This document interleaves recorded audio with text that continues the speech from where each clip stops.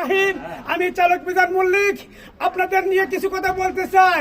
সেটা হচ্ছে এই, আমরা যারা অরিজিনাল লাইসেন্সধারী একজন ড্রাইভার, তারা তামাম বাংলাদেশের টেকনাফ থেকে তেতুলিয়া, মোংলা থেকে জাফলং, সুন্দরবন থেকে বান্দরবন, ভারতের 8টা 10টা প্রদেশে আমরা পণ্য বহন করি।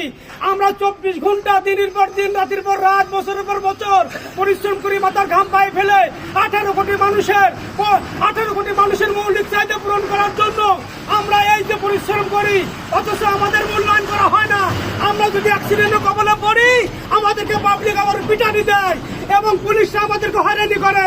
অথবা আমাদের যে অরিজিনাল লাইসেন্স আছে, সেই সমস্ত চালকরা যদি 60 বছর বয়স হওয়ার পরে যদি আর গাড়ি চালাতে না পারে, যে সরকারই গঠন করুক আগামী 12 তারিখের পরে, তার কাছে আমি বাংলাদেশের চালকদের পক্ষ থেকে অনুরোধ করতেছি, আপনারা আমাদেরকে ভাতার ব্যবস্থা করুন।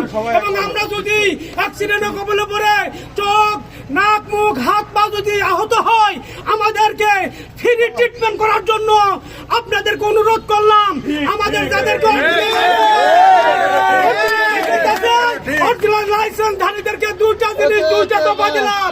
একটা দফা 60 বছর পরে আমাদের ভাতা দেওয়া হোক, আর একটা দফা হলো আমাদেরকে ফ্রি চিকিৎসা দেওয়া হোক। 24 ঘন্টা পরিশ্রম করি, মাসের পর মাস, দিনের পর দিন, বছরের পর বছর, সেই হিসেবে আমাদের দাবি মানতে হবে। কথা ঠিক আছে ভাই? ধন্যবাদ।